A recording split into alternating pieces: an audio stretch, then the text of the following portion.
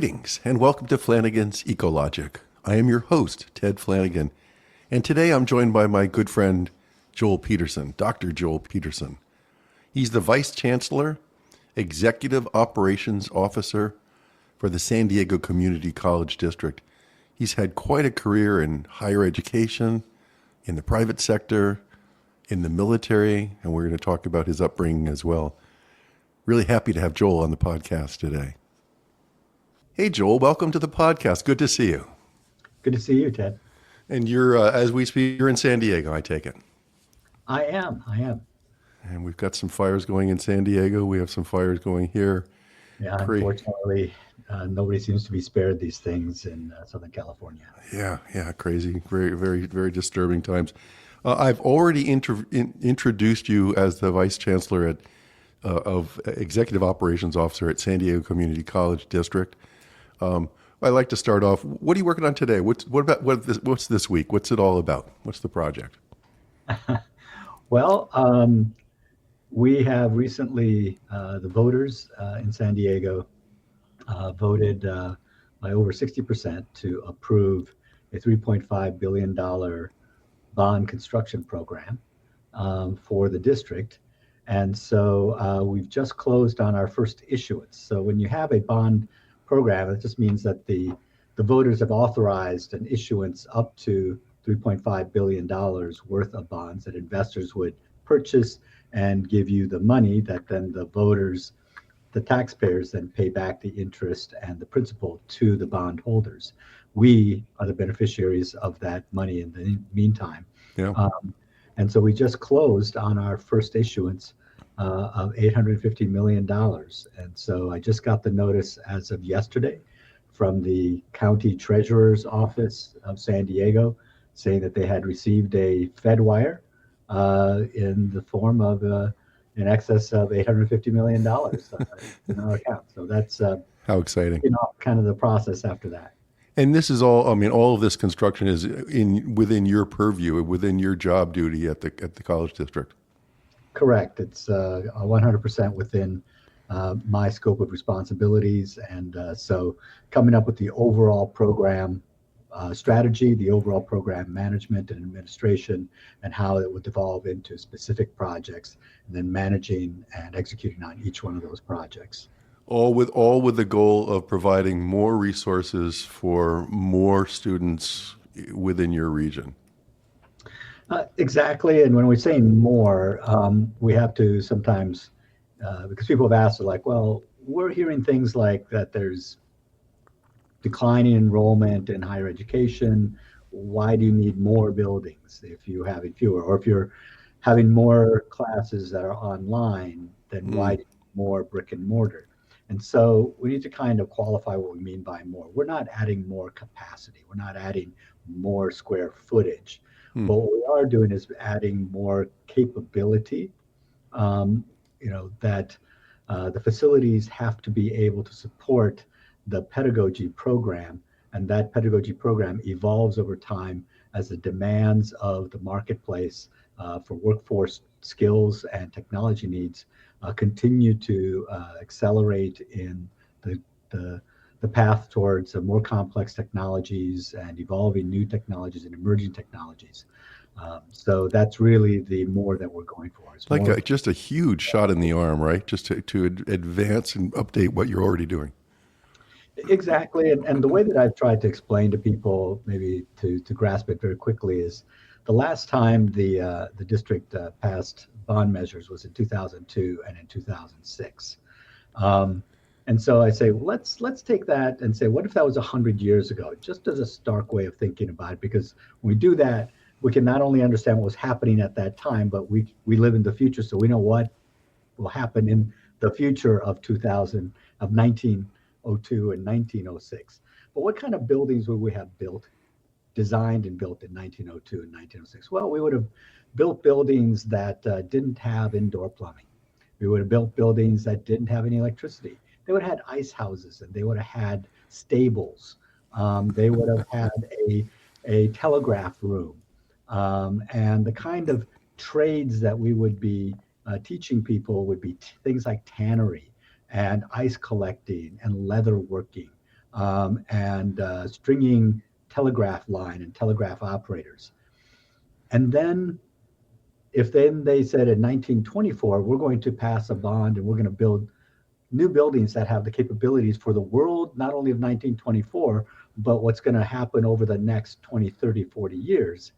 And suddenly, what would we be building in 1924? Well, every building would be electrified. Every building would have internal plumbing. Every building would have a telephone systems within it. You'd have all new kinds of trades. You'd have these trades that didn't exist even 10 years earlier, such as electrician and plumber. We wouldn't be teaching telegraph operators, but we'd be having switchboard operators. So fast forward to 2024. What are our new skills that we're teaching these kids? The last bond that we had in 2026, the iPhone came out in 2027. In 2007. And Siri, came out in 2011. Alexa. Lots of advances, yeah. So when you think about it, everything from what we have with things like that we call cloud computing. If you talked about cloud computing in 2004, they thought you were smoking something in clouds.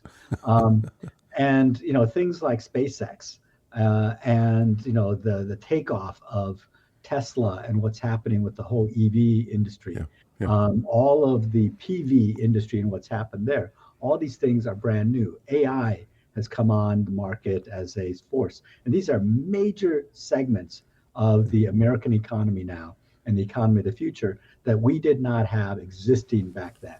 Yeah, well put. Marketing, online distribution, all those kind of things, and the whole different supply chain was completely different. So the skill sets that we need to be able to do in terms of the workforce and what we need to be able to train and teach our students is different than what was needed in 2006.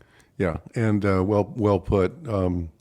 Let me reel you back a little bit because a lot of people are not familiar with San Diego Community College District, but just succinctly, size of the district, number of campuses, and I want to hear you talking about the demographics of your students. Sure, and it's a topic that I just love to talk about. So the San Diego Community College District is one of 73 community college districts throughout the state of California within the state of California community college system.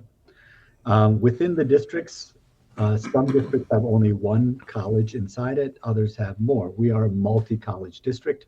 We are either the number 3 or number 2 largest district. We have 4 separate colleges within our district across 10 different campuses. So 10 different physical campus locations and across 3 different colleges. And each college has a president and sort of a focus in terms of what its pedagogy and its education program is. 3 of those colleges offer full degree programs, mostly associate's degrees focused on transfer and standalone, but also each one of them also offers some baccalaureate programs as well. So there are bachelor's degree programs, but they offer certificate and career technical education programs. And then we have a College of Continuing Education, which is focused on career technical education and lifelong learning to teach various kinds of technical trades and job skills and specific technical skills that may be associated with, say, learning a computer language or learning something like cosmetology.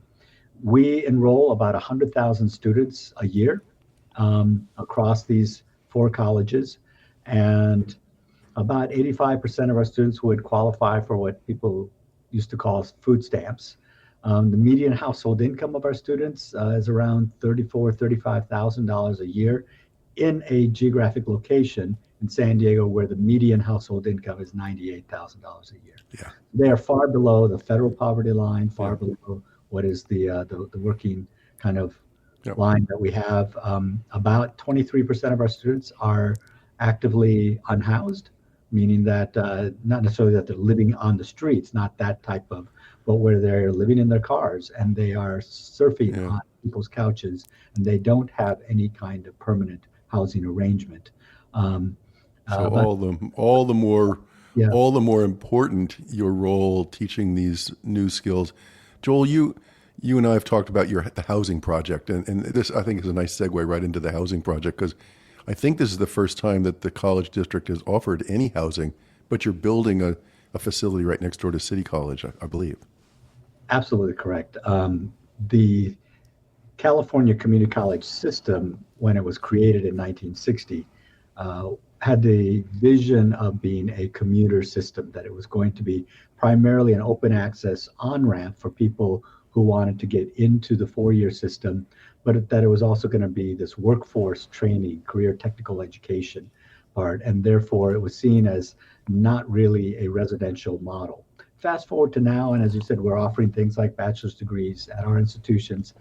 And what we realize is that our mission of having an open access, when a student shows up in our classes, we must teach them. We don't get to go and say, you don't have a high enough score, you don't have good enough grades, go qualify somewhere else and then come to us. We teach them. But what we're finding is that because of the severe housing shortage and the lack of affordable housing in California and Southern California in particular, that many of our students can't even access our campuses. The average student has a 1.5 hour one-way commute on public transportation to get to us. Wow. And so what we realize is that we're going to need to bring housing to them so that our students can have ready access.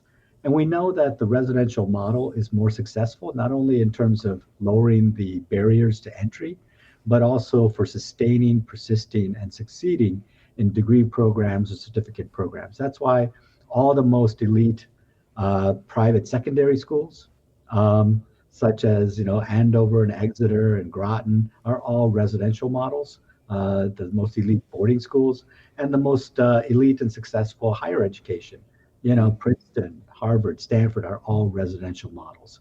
Mm-hmm. So we are adopting an affordable residential process, and we're starting with a 800-bed facility that will be the City College Village that we're building right next to the City College campus. And we intend to expand out from there. This will be our first foray into student housing, but we're really excited about it.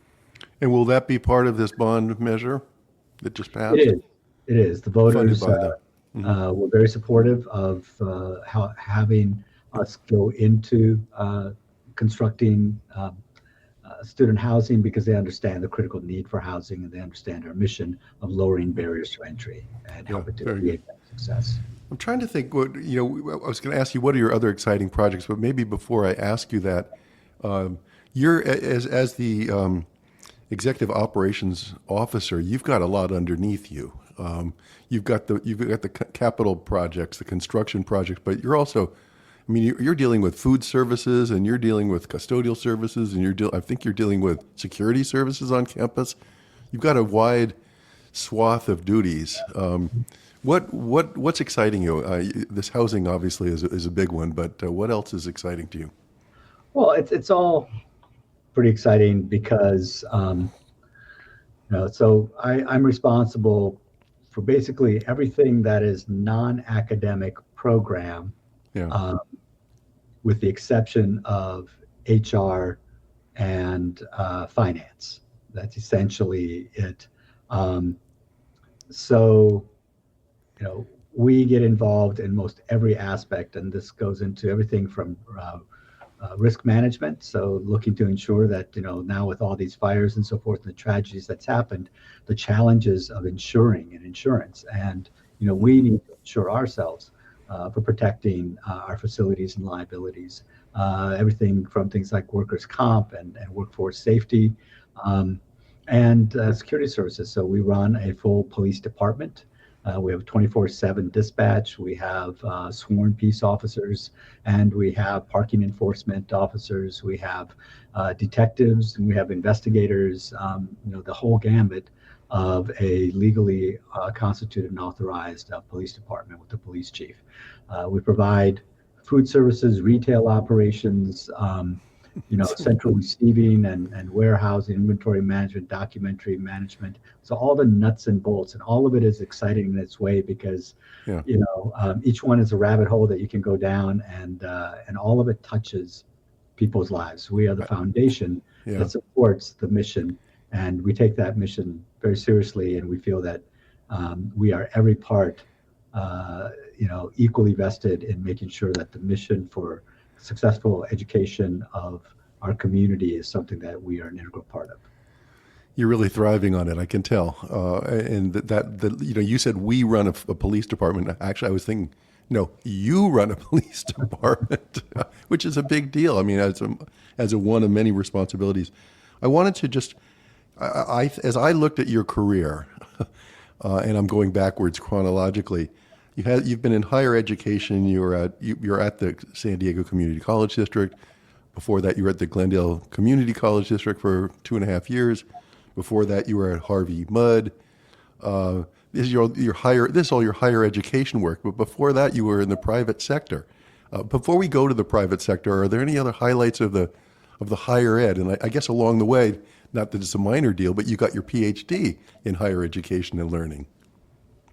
Yes. In fact, I got the PhD as a way to, I was very interested in transitioning my career. I've been fortunate to have sort of multiple careers and be reasonably, have some reasonably interesting and impactful roles and responsibilities in different careers. And I focused on ultimately that I would like to take my accumulated experiences in those other prior careers and then to combine it with knowledge through an educational program and a PhD program in higher education administration, leadership, and policy, so that I could become an executive and a senior administrator within a higher education institution and system. So, for me, the higher education ecospace is exciting because it's giving back, it's helping to train the next generation and beyond. And it's touching lives, particularly in the California community college system, of helping to take people who are the least advantaged and to help them transition to a working, living wage, contributing life that they can take pride in and become something, again, that maybe their past generations had not had the opportunity. Yeah, that's fantastic. How fulfilling that must be. Well, let's go into that. Let's spend a few minutes on the private sector. This Pintoresco Advisors, you were the managing partner and CEO. You were involved in mergers and acquisitions. And I think I've heard some of your stories of flying all over the world, and it sounded just the opposite of working in a college. It was, and it was something that it's an entrepreneurial startup firm that I took the lead in starting, but had some good initial partners with me. And it was leveraging some past experiences and relationships that I had in global international mergers and acquisitions from my corporate career, and combining that with other experience that I had previously about project management and some of the nuts and bolts, and creating a unique service where we not only were able to bring together two different parties into a transaction, whether it was an alliance or a joint venture or an acquisition, but then to help make the brick and mortar stuff happen. So one example that I would give is one of the first clients that we had was an AT&T company that was wanting to create a joint venture with Qatar Telecom, the state of Qatar, the Persian Gulf. Qatar wanted to upgrade its national telecoms network to a state-of-the-art fiber optic, and they were interested in creating a regional Persian Gulf region major data hosting center that would be integrated into the global AT&T fiber network. And so creating that joint venture, not only as a business transaction, but then moving into the implementation where we designed the data center, and then we oversaw the construction and financing of it, and then the operationalizing of that data center and upgrading of the state of Qatar's telecoms network to be compatible with the state-of-the-art network that AT&T was bringing. So that sense of transactional, financial, to the nuts and bolts of design, engineering, and construction project management in one-stop shop in one firm was sort of a unique service that doesn't generally reside and Yeah. easily accessible to parties that are out there. And then before that, you worked for AT&T, strategy and development, BellSouth. You had your telecom, and then before that was banking. Am I right? That's correct. So at BellSouth, I was the executive director for corporate development, which was responsible for all international mergers and acquisitions for BellSouth and all its subsidiaries worldwide. And then AT&T hired me in to then move into a joint venture that they had created with British Telecom, where it was running all the global businesses of both AT&T and British Telecom, and I was a senior vice president in that, running all the global strategy and all the mergers and acquisitions and portfolio management there. Traveling like crazy all over the world? I was. I think in 1 year I did something like 4 around the world trips. But what opened the doors to get there was prior to that was a financial banking career where I was in a national and then international corporate banking and moving into what's called investment banking, which is the type that does things like supporting mergers and acquisitions financing. Mm-hmm. How fantastic! How fantastic! Well, let's go all the way back. I've read your book. I endorse your book. Dreams of My Mothers is an incredible read, incredible book, Joel. And born in Korea, given up for adoption. I would say tough early years, right? And then was adopted by a loving family in, was it Minnesota? Yes. And you've just had you somehow I want you to talk about that. You've just done exceptional things. Well, what I hope is that my story helps to have all of us realize that there are no throwaway lives. That every life is sacred and has potential, in some capacity.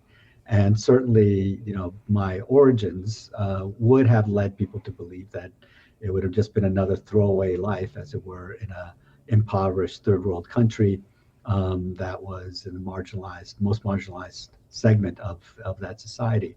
And the fact that I ended up coming to the United States and becoming a citizen and becoming a member of an American family, a very, very middle class family, and I wouldn't call it upper middle class at all. Grew up in a small little town in Minnesota, in a rural area.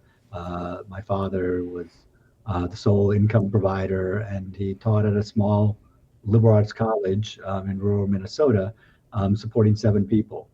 But what it shows, the success that I may have had, really supports that America does afford opportunity, that there are paths, that people who may not have the connections, who don't have the intergenerational wealth and so forth, are not precluded from being able to move socially, geographically, educationally, and financially within American society.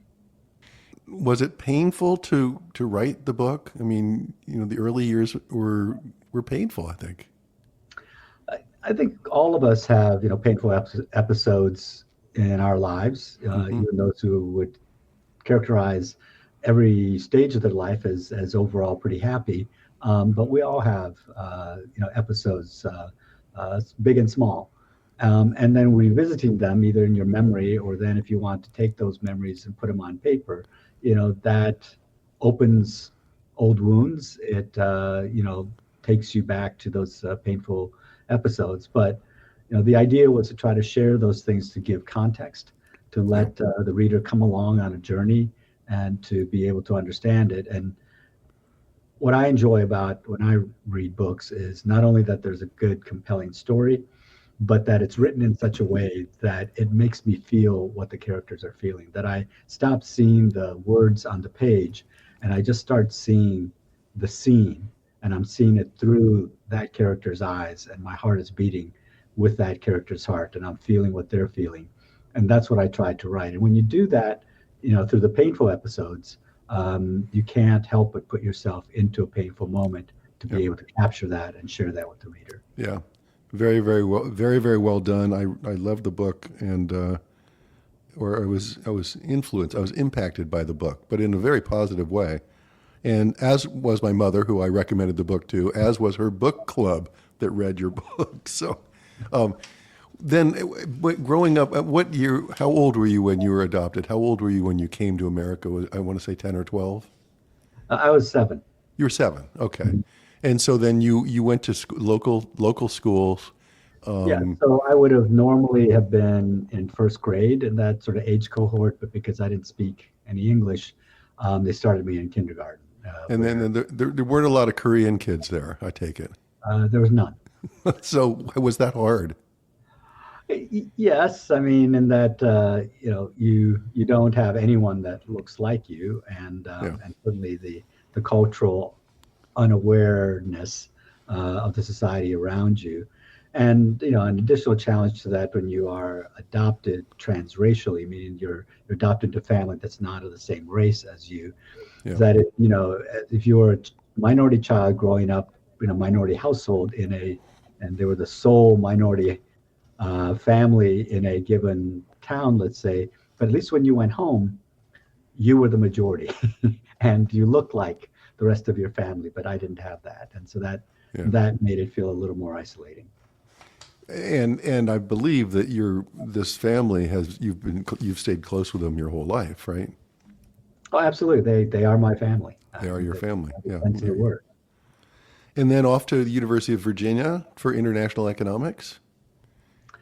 Yes, I was very fortunate that I was awarded a 4-year full ride scholarship from the U.S. Navy, where I got all tuition fees, books, and a living stipend.